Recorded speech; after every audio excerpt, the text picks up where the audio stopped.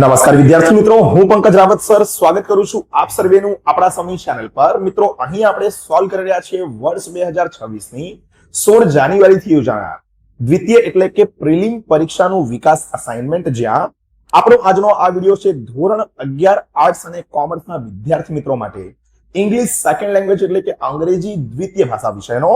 અહીં મિત્રો આપણે વિભાગ એ અને વિભાગ ઈ ના સોલ્યુશન બાદ અહીં આજે સોલ્વ કરવા જઈ રહ્યા છે વિભાગ બી, જ્યાં એક પ્રશ્નો વિગતવાર રીતે આપણે અહીંયા યોગ્ય અનુવાદ સાથે સમજીશું।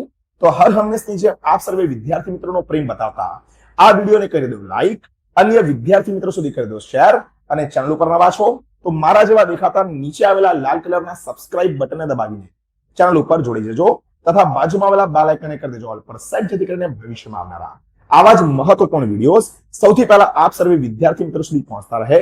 આ સિવાય મિત્રો ખાસ જણાવી દઉં કે હજુ સુધી જો આનાથી અગાઉના જે પણ સોલ્યુશન્સ આપણે કરાવેલા છે વિભિન્ન વિષયોના, તેના વિડીયોઝને આપણે નથી નિહાળ્યા તો નીચે ડિસ્ક્રિપ્શન બોક્સમાં આપેલી લિંક દ્વારા કે પછી કમેન્ટ બોક્સ અંદર પિન કરેલી લિંક દ્વારા તે તમામ વિડીયોઝને પણ અચૂક નિહાળજો। ચાલો મિત્રો, વધુ વાર ન કરતા શરૂઆત કરીએ છીએ આપણા આજના આ સોલ્યુશનની। અહીં ખાસ જણાવી દઉં છું દોસ્તો કે આ સોલ્યુશન આપણે એકદમ વિગતવાર રીતે તૈયાર કરેલ છે, તો યોગ્ય વિડીયોને પૂરેપૂરો જે છે તે સ્કીપ કર્યા વિના નિહાળવા આપ સર્વે વિદ્યાર્થી મિત્રોને વિનંતી છે। તો બેટા સેક્શન બી ની અંદર આપણને પ્રશ્ન આપેલો છે 6થા નંબરનો સૌથી પહેલા કે read the following extract and answer the questions. મતલબ આપણે ફકરો વાંચવાનો છે, ફકરો વાંચીને એના ઉપરથી પ્રશ્નોના ઉત્તર આપણે લખવાના છે। હવે એક વસ્તુ ખાસ સમજો અહીંયા કે વિડીયો બહુ લાંબો ના થાય એના માટે આપણે અહીંયા ફકરો નથી લઈ રહ્યા, જે પણ ફકરા ઉપરથી બેઠા આન્સર નીકળી રહ્યા છે તે સીધા આન્સર્સ તમારા માટે અહીંયા મેં તૈયાર કરેલા છે। સૌથી પહેલા દોસ્તો આવે છે અહીંયા ક્વેશ્ચન્સ આપણા પેરેગ્રાફ નંબર 1 માંથી। આ પેરેગ્રાફ નંબર 1 જે આપણો છે તે યુનિટ નંબર 5 માંથી, યુનિટ નંબર 5 આપણું પેપર ધ ફેન્ટમ પેટ છે। ચાલો, what is the pet of Pia? પિયાનું પેટ કયું છે? What is its native land?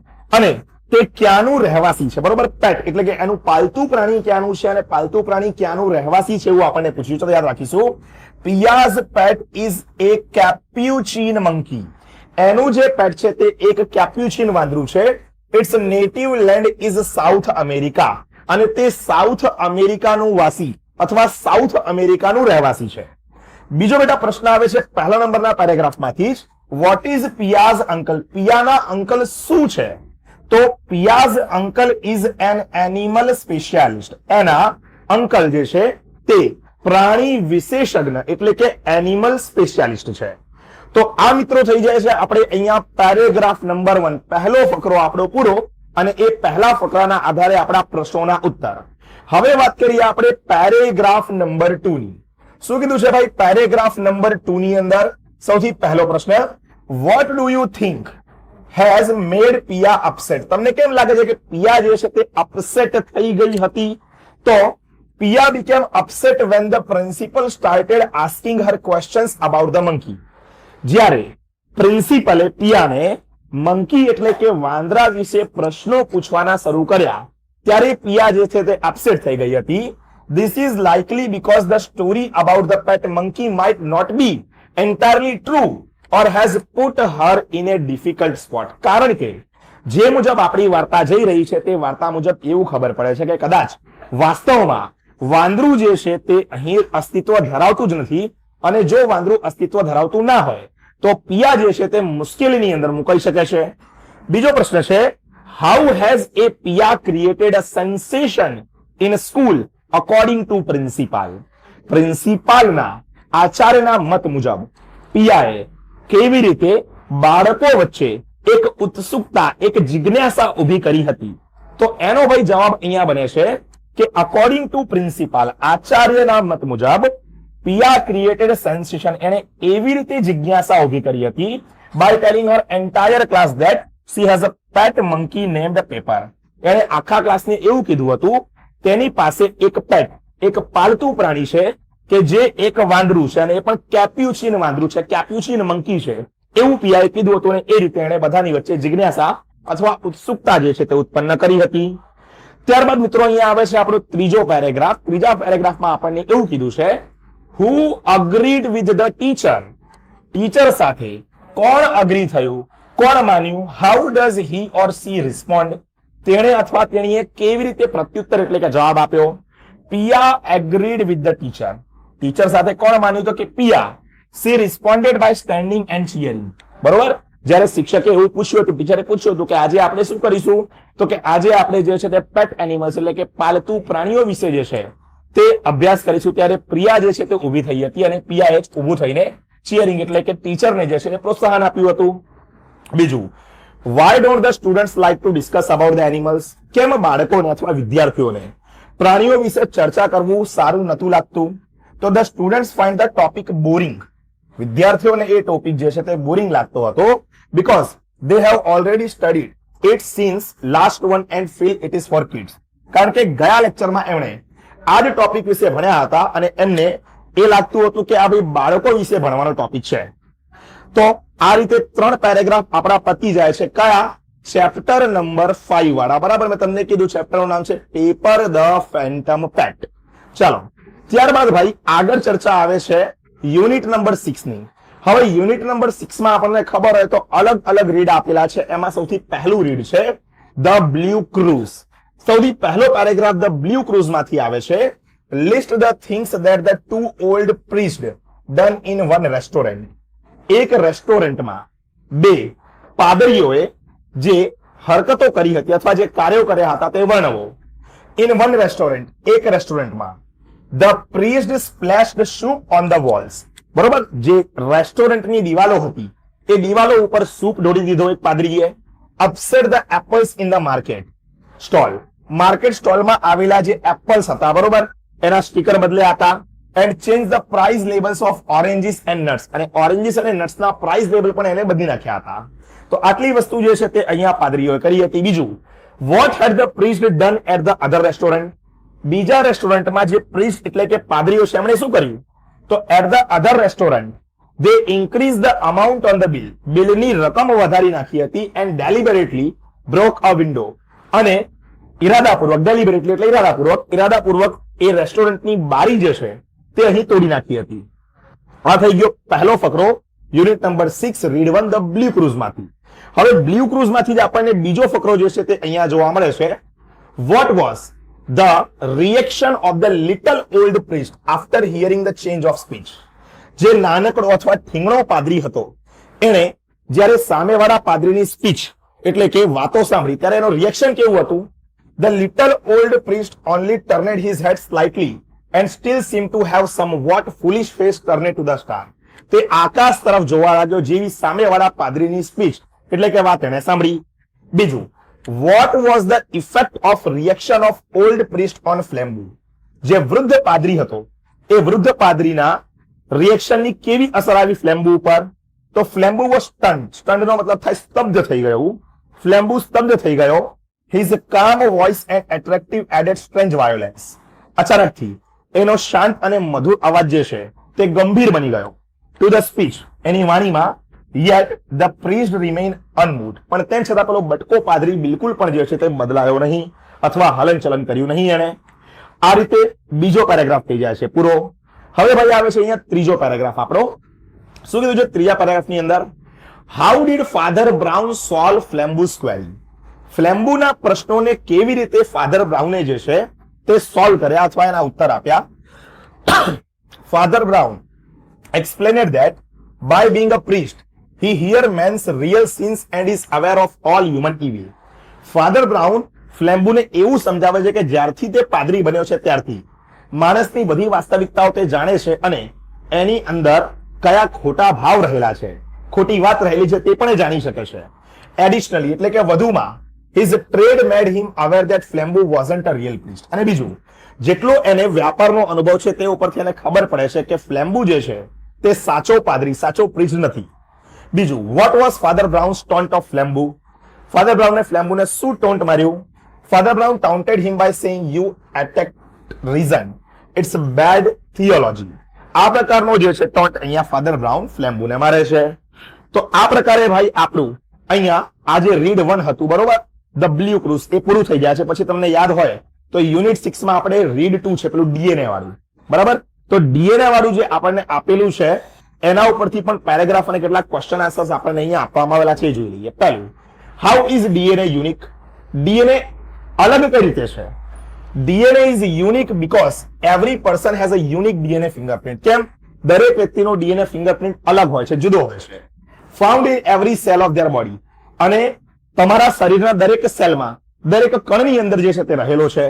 બીજું, what are the other sources to identify DNA fingerprint? તમે ડીએનએ ફિંગરપ્રિન્ટને અન્ય કયા સ્ત્રોતોથી મેળવી શકો? તો જેમ કે બ્લડ, લોહીથી, સલાઈવા, લાળથી, even a single strand of hair, નાનકડા વાળથી પણ તમે જે છે તે ડીએનએ ને ઓળખી શકો છો. ત્યારબાદ ભાઈ આવે છે અહીંયા બીજા નંબરનો paragraph. How does advanced technology help us to find DNA fingerprint? તમે એડવાન્સ્ડ ટેકનોલોજીનો ઉપયોગ કરીને કેવી રીતે ડીએનએ ફિંગરપ્રિન્ટ જે છે તેને અહીંયા ઓળખી શકો છો? તો advanced technology transfer the DNA fingerprint onto sheets. જે એડવાન્સ ટેકનોલોજી છે તે ડીએનએ ફિંગરપ્રિન્ટને એક શીટ ઉપર ટ્રાન્સફર કરે છે, રૂપાંતરિત કરે છે in the form of barcode pattern. Barcode પેટર્નની રીતે which police used to match with suspect. Police એનો ઉપયોગ કરીને જે સસ્પેક્ટ એટલે સંદિગ્ધ વ્યક્તિ હોય, બરોબર, તેની ઓળખ કરે છે. બીજું છે what are the other effective methods used in suspect identification? જેની ઉપર શંકા હોય તેવા વ્યક્તિની શોધખોળ માટે અન્ય કઈ ટેકનિક્સ છે? તો જુઓ, other methods include photo composites created with special software. Photo composite method, જેમાં સ્પેશિયલ સોફ્ટવેરનો ઉપયોગ થયેલો હોય. ફિઝિકલ એવિડન્સ, બરોબર, ભૌતિક સબૂતો. બાઇટ માર્ક્સ, કોકના કરડવાનો નિશાન, અથવા ડેન્ટલ રેકોર્ડ, દાંતના કોક નિશાનથી પણ તમે જે છે તે જેની ઉપર સંદિગ્ધ હોય, જે સંદિગ્ધ વ્યક્તિ હોય તે તમે એને ઓળખી શકો છો. આ રીતે ભાઈ રીડ 2 આપણું ડીએનએ વાળું પતી જાય છે. પછી આવે છે રીડ 3, જેને આપણે કહીએ છીએ ડેટિંગ ટેકનોલોજી. ડેટિંગ ટેકનોલોજીમાં પહેલું છે how is dating technology helpful in finding criminal? Dating ટેકનોલોજીનો ઉપયોગ કરીને ક્રિમિનલ્સને કેવી રીતે શોધી શકાય છે? તો જુઓ બેટા, it is helpful because it allows investigators to understand what happened around a special object and exactly when it happened in history. Dating ટેકનોલોજીની મદદથી એ ખબર પડે છે કે ભૂતકાળમાં કઈ ઘટના કયા સમયે અને ક્યારે બની હશે. એની મદદથી ઇન્વેસ્ટિગેટર્સ એટલે કે શોધકર્તાઓ જે છે તે અપરાધીને શોધી શકે છે. બીજું, which professionals have taken up the investigations based on dating technology? Dating ટેકનોલોજીના ઉપયોગ કરીને કયા કયા કાર્યો જે છે તે એની ઉપર આધારિત રહ્યા છે? તો this investigations are conducted by scholar study historical civilization. જુઓ બેટા, જે ભણતરવાળા લોકો હોય એ ઇતિહાસ વિશેના જાણકાર હોય, જૂની સભ્યતાના જાણકારી મેળવતા હોય એવા લોકો, રોક્સ એટલે કે પથ્થરો, એન્ડ એન્શિયન્ટ કલ્ચર, જૂની પુરાણી ઇમારતો જે છે, અને ક્રાઇમ ઇન્વેસ્ટિગેટર્સ, આ બધા માટે ડેટિંગ ટેકનોલોજી જે છે તે ખૂબ જ ઉપયોગી છે. આ પ્રકારે ડેટિંગ ટેકનોલોજી યુનિટ નંબર 6 માંથી રીડ 3 નો પહેલો ફકરો પૂરો થાય છે. આગળ વાત આવે છે ફકરા નંબર 2 ની. What is radio carbon dating? Radio carbon dating શું છે ભાઈ? તો જુઓ, શું કીધું છે આપણને? Radio carbon dating is a technique based on radio activity used to establish the ages of various ancient natural objects and artifacts. Radio dating ટેકનોલોજીમાં રેડિયો એક્ટિવિટીનો યુઝ કરીને વસ્તુ કેટલી જૂની અથવા કેટલી પુરાણી છે તે ઓળખવામાં આવે છે. બીજું, which are the stable and unstable forms of radio carbon? Radio કાર્બનના સ્થિર અને અસ્થિર પ્રકાર કયા કયા છે? તો જુઓ, carbon 14 is unstable. Carbon 14 unstable છે અને ખૂબ કમજોર છે રેડિયો એક્ટિવ ફોર્મમાં. જ્યારે કાર્બન 12 અને કાર્બન 13 જે છે તે સ્ટેબલ ફોર્મ છે, કારણ કે એ રેડિયો એક્ટિવમાં સ્ટ્રોંગ છે, સારા છે અથવા મજબૂત છે. ચલો, ત્યારબાદ ત્રીજો અને છેલ્લો પેરેગ્રાફ અહીંયા યુનિટ નંબર 6 રીડ 3 માંથી. What is archaeomagnetic dating used for? What is it based on? Archaeomagnetic dating શેના માટે ઉપયોગ થાય છે? શેની ઉપર આધારિત છે? Archaeomagnetic dating is used for dating objects and is based on the reversal of Earth's magnetic field. બરાબર, અર્થની જે મેગ્નેટિક ફિલ્ડ છે, બરાબર, તેને ઉલટાવીને આ આર્કિયોમેગ્નેટિક ડેટિંગનો ઉપયોગ થાય છે. બીજું, how do changes occurs within a tree? Where are they seen? જુઓ, વૃક્ષોમાં કયા પ્રકારે જે છે તે ફેરફાર આપણને જોવા મળે છે અને ક્યાં જોવા મળે છે? તો જુઓ, changes occur annually due to factors like rainfall. વાર્ષિક રીતે વૃક્ષો જે છે, બરોબર, વર્ષ દરમિયાન એમાં ચેન્જીસ એટલે કે ફેરફારો જોવા મળે, જેમ કે વરસાદ આવે ત્યારે. This changes are visible as a ring pattern within the tree trunk. ઝાડના જે થડ હોય એ થડની અંદર વલયો આકારે આપણને જે છે તે આ ફેરફારો અથવા ચેન્જીસ જે છે તે અહીંયા જોવા મળે છે. હવે ભાઈ આવે છે આપણો યુનિટ નંબર 7, એમાં read 1, how does it smell? એ ચેપ્ટરમાંથી સૌથી પહેલા paragraph number 1. Under what circumstances does sense of smells become dull? ક્યારે તમારી સૂંઘવાની શક્તિ નબળી પડી જાય? તો the sense of smell becomes dull ક્યારે પડે? તો જુઓ, એજિંગ, તમે વૃદ્ધ થાઓ ત્યારે, સ્મોકિંગ, બહુ ફૂંકતા હોય ત્યારે, ડ્રિંકિંગ આલ્કોહોલિક બેવરેજીસ, દારૂ પીતા હોય, મદિરાપાન કરતા હોય, and during a common cold, અથવા તો શરદી થયેલી હોય ત્યારે. આટલા સમયે તમારી સૂંઘવાની શક્તિ જે છે તે ઘટી જાય આવા સમયમાં. બીજું, વોટ હેપન્સ વેન વી સફર ફ્રોમ કોમન કોલ્ડ? આપણે બધા ને જ્યારે સામાન્ય શરદી થાય ત્યારે શું થાય? તો during common cold the smell receptors in the upper nasal cavity become dead. આપણા નાકની અંદર રહેલા જે તત્વો છે તે ધીમે ધીમે ઓછા થવા લાગે છે અથવા મૃત્યુ પામે છે, leading the sufferer to believe they have lost their sense of taste as well. અને પરિણામે આવે છે કે સૂંઘવાની શક્તિ તો જાય જ છે, પણ સાથે સાથે સ્વાદ લેવાની, સ્વાદ માણવાની શક્તિ પણ જે છે તે ક્ષીણ થતી જાય છે, ઓછી થતી જાય છે. આ થઈ જાય છે ભાઈ અહીંયા પેરેગ્રાફ નંબર 1. આગળ વાત કરીએ પેરેગ્રાફ નંબર 2 ની. Vote is the effect of day and night on smell and site? જોવામાં અને સ્મેલ કરવામાં, સૂંઘવામાં દિવસ અને રાતની શું ભૂમિકા છે? તો જુઓ, site is largely dependent on sunlight. જોવાની ક્ષમતા સૂર્યપ્રકાશ ઉપર આધારિત છે. તમે સમજો, સૂર્યોદય થાય, દિવસ અજવાળું હોય તો તમે જોઈ શકો, અંધારું હોય તો જોવાની ક્ષમતા આપણી ઘટી જાય. And is mostly useless at night. પણ જોવાની ક્ષમતા રાત્રિના અંધકારમાં જે છે તે સંપૂર્ણપણે નાશ પામે. Where the smell works effectively during both day and night. પણ સૂંઘવાની ક્ષમતાને દિવસ અથવા રાત સાથે કોઈ લેવા દેવા નથી.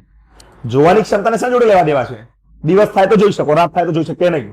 પણ સૂંઘવાની ક્ષમતાને રાત હોય કે દિવસ, ભાઈ સૂંઘવાનું કામ એનું ચાલુ જ રહેશે, અને દિવસ અને રાત સાથે કોઈ લેવા દેવા નથી. બીજું, what does hearing depend upon? What does hearing depend upon? સાંભળવાની જે ક્ષમતા છે તે શેની ઉપર આધારિત છે? તો hearing depends upon the production of sound. અવાજ કેવી રીતે ઉદ્ભવ થયેલો છે તેની ઉપર તે આધારિત છે. છેલ્લો પેરેગ્રાફ આવી જાય અહીંયા આ રીડમાંથી. શું કીધું છે? What mechanism about smell is yet unknown? કયા પ્રકારની જે સ્મેલ છે તે હજુ પણ અજાણ છે. તો the mechanisms by which a particular smell activates a specific receptor is a still unknown. અમુક પ્રકારના એવા મેકેનિઝમ છે કે જેમાં કઈ રીતે સ્મેલ એક્ટિવેટ થાય છે અહીંયા, બરોબર, તેને જાણવા માટેના રિસેપ્ટર જે છે તે હજુ પણ અજાણ છે, અનનોન છે. બીજું, what words in the passage mean? આપેલા શબ્દોનો અર્થ સમજાવો ફકરામાંથી. અઝમ્પશન્સ, જેને ધારણા કહેવાય, એના માટે અંદર શબ્દ આપેલો છે નજીકનો, કંજક્ચર. અને આ થિન લેયર ઓફ ટિશ્યુ જે છે એના માટેનો શબ્દ આપેલો છે મેમ્બ્રેન. બરાબર? તો આ પ્રકારે ભાઈ આ થઈ જાય છે અહીંયા રીડ 1 આપણું કમ્પ્લીટ યુનિટ નંબર 7 માંથી. આગળ આવે છે ભાઈ યુનિટ નંબર 7 માંથી અહીંયા રીડ 2, જેને આપણે ફર્સ્ટ એડ, પ્રાથમિક સારવાર નામ આપેલું છે. પહેલું, what is first aid? First aid શું છે? First aid is the immediate medical help given to an injured person before he or she is taken to the hospital. કોઈ પણ વ્યક્તિ ઈજાગ્રસ્ત થાય તો એને હોસ્પિટલ લઈ જતા પહેલા જે પ્રાથમિક સારવાર આપવામાં આવે એને ફર્સ્ટ એડ કહેવાય. કોઈક વ્યક્તિ જે છે તે રસ્તા વચ્ચે એક્સિડન્ટ થયું, એને તમે હોસ્પિટલ લઈ જાઓ, બરોબર, પણ એની પહેલા એને જે લોહી વહી રહ્યું છે, લોહી બંધ કરવા માટે તમે એને જે મલમ પટ્ટી કરો એ ફર્સ્ટ એડ કહેવાય. બીજું, before giving first aid wash your hands well with soap and water. This is done to be prevent germs from entering the wounds. Rewrite the sentence using if. શું કીધું છે અહીંયા કે ફર્સ્ટ એડ આપતા પહેલા તમારા હાથને સાબુ અને પાણી વડે સરખી રીતે ધુઓ. આનાથી જમ્સ જે છે તે વાઉન્ડ એટલે કે ઘાની અંદર પ્રવેશતા જે છે તે રોકાઈ શકશે. આ આખું વાક્ય ઇફ વાપરીને ફરીથી લખો. કઈ નહીં કરવાનું એમાં, વાક્યમાં ઇફ વાપરવાનું છે. તો જુઓ, if you wash your hands well with soap and water before giving first aid, you can prevent germs from entering the wounds. બસ ખાલી કઈને તો કરવાનું, આપણે આગળ શું લગાવવાનું હતું? ઇફ લગાવીને આખું વાક્ય એવું ને એવું જ મૂકી દેવાનું હતું, બસ પૂરું. એકદમ સહેલું, 1 માર્ક રોકડા આપણને મળી જાય. ચલો ભાઈ, paragraph number 2. What are burns caused by? બરોબર, દાઝવાનું કઈ રીતે થઈ શકે? વ્યક્તિ કઈ રીતે દાઝી શકે? Burns are caused by fire, આગથી, બોઇલિંગ વોટર, ઉકળતા પાણીથી, સ્ટીમ એટલે કે વરાળથી, ફાયર ક્રેકર, ફટાકડાથી, સમ કેમિકલ, કોઈ કેમિકલથી, અથવા હોટ ઓબ્જેક્ટ કે ગરમ વસ્તુથી. આટલી રીતે વ્યક્તિ દાઝી શકે છે. પછી શું કીધું છે ભાઈ આપણને કે do not use butter, ghee, petroleum jelly or ice. Rewrite this sentence using refrain from. Refrain from નો ઉપયોગ કરીને આપણે ફરીથી જે છે તે આ વાક્ય અહીંયા લખવાનું છે. કઈ નહીં કરવાનું, લખવાનું અહીંયા યુ શુડ રિફ્રેન ફ્રોમ, બસ આટલું લખી દેવાનું આગળ. Using butter, ghee, petroleum jelly or ice on buns. બસ પતી ગયું ભાઈ, આટલું લખવાનું હતું આપણને. ચલો છેલ્લો પેરેગ્રાફ અને પછી ફકરા ઉપરથી પ્રશ્નના ઉત્તર લખવાવાળા બધા પ્રશ્નો આપણા પતી ગયા. બરાબર? ચલો, શું છે છેલ્લો પેરેગ્રાફ ભાઈ? અહીંયા પેરેગ્રાફ નંબર 3 માં why has the sense of smell been displaced by a sense of sight? શું કહે છે અહીંયા કે જે સૂંઘવાની શક્તિ છે અથવા સૂંઘવાની ક્ષમતા છે, બરાબર, એને જોવાની ક્ષમતા સાથે ઉલટાવવામાં અથવા અલગ રીતે જોવામાં આવે છે. તો શું કહે છે? The sense of smell has been displayed by sight due to a sharpening of the sense of sight and a deadening of the sense of smell is primates and humans. પછી શું કીધું આપણને? What is dependent on the sun? sun એટલે કે સૂર્ય ઉપર શું આધારિત છે? In a state of nature, the sense of sight is depend on the sun. જોવાની ક્ષમતા જે છે તે સૂર્ય ઉપર અથવા સૂરજ ઉપર જે છે તે આધારિત છે. આની સાથે તમામે તમામ પેરેગ્રાફ આપણા થઈ જાય છે પૂર્ણ. હવે આગળ આપણને એવું કીધું છે ભાઈ, fill in the blanks with the appropriate words using in the bracket. બરોબર? આપણે ખાલી જગ્યાઓ પૂરવાની છે. ખાલી જગ્યા માટે આપણને ઓપ્શન આપેલા છે, આપણે અહીંયા ઓપ્શન નથી લીધા, સીધા જવાબ આપણે લખી દીધા છે અહીંયા. સૌથી પહેલા whenever the leopard attacked, પહેલી ખાલી જગ્યામાં ભાઈ attacked આવશે. The bear lifted his huge paws to cover his face. જ્યારે લેપર્ડ, બરોબર, દીપડો અટેક કરતો હતો ત્યારે જે બિયર એટલે કે રીંછ હતો તે પોતાના પંજા જે છે પોતાના મોઢા આગળ જે છે તે મૂકી દેતો હતો અથવા કવર કરી લેતો હતો. બીજું, the freedom resulting from this achievement will bring about a golden age of art, music and scientific discovery. સીધું સમજી લઈએ, અહીંયા બહુ સમજણ નથી મળે આમાં. શું કહે છે? રિઝલ્ટિંગ પહેલી ખાલી જગ્યામાં, બીજામાં અચીવમેન્ટ આવી જશે. એવી રીતે ત્રીજું, it projects information onto physical surface walls and physical object. પહેલી ખાલી જગ્યામાં physical around us and lets us interact with the projected information. બીજીમાં projected આવી જાય. એવી રીતે ચોથું, the village women who had to walk long distances for fuel. પહેલી ખાલી જગ્યામાં જે છે તે distances આવી જશે અહીંયા. fodder and water were determined to save the last patch of tree. બીજામાં આવી determined. પાંચમું, we have unstable and hectic routine. પહેલામાં unstable and hectic routines in which there is a little peace or contentment. બીજામાં આવી જાય contentment એટલે સંતોષ. બસ આની સાથે સંપૂર્ણ વિભાગ બી આપણો જે છે તે આખો વિભાગ બી અહીંયા પૂર્ણ થઈ જાય છે. આમાં આપણે શું જોયું? તો કે ફકરા ઉપરથી પ્રશ્નોના ઉત્તર કેવી રીતે લખવા એની આપણે જાણકારી મેળવી, સાથે જ આપણે ખાલી જગ્યાઓ પૂરવા અંગેની પણ જાણકારી મેળવી છે. તો વિદ્યાર્થી મિત્રો, આની સાથે જ અહીંયા આ પૂર્ણ થઈ જાય છે આપણું આ વિભાગ બી. અહીં આની અગાઉ જેમ કે મેં કીધું કે અન્ય ઘણા બધા સોલ્યુશન્સના વિડીયોઝ આપણે અગાઉથી તમામ કરેલા છે. તમામ સોલ્યુશન્સના વિડીયો નીચે કમેન્ટ બોક્સમાં કે ડિસ્ક્રિપ્શન બોક્સમાં આપેલી લિંક દ્વારા જોવા મળી જશે. તો ત્યાંથી તે વિડીયોઝને અચૂકથી નિહાળજો. બાકી આજના આ વિડીયોમાં આનાથી વિશેષ તો કંઈ આપણે રાખવાનું નથી. તો વિડીયોને લાઈક કરી દેજો અને બેનપણા ટ્યુશનના સ્કૂલના જ્યાં ક્યાંય ના પણ એની જોડે વિડીયોને શેર કરી દેજો. અને ચેનલ ઉપર નવા છો તો ચેનલને સબસ્ક્રાઇબ કરવાનો ભાઈ બિલકુલ પણ ના ભૂલતા. મળી છે દોસ્તો જલ્દી જ એક નવા વિડીયોમાં આવા જ કેટલાક મહત્વપૂર્ણ ટોપિક અને સોલ્યુશન સાથે. ત્યાર સુધી થેન્ક યુ સો મચ. જય હિન્દ, વંદે માતરમ.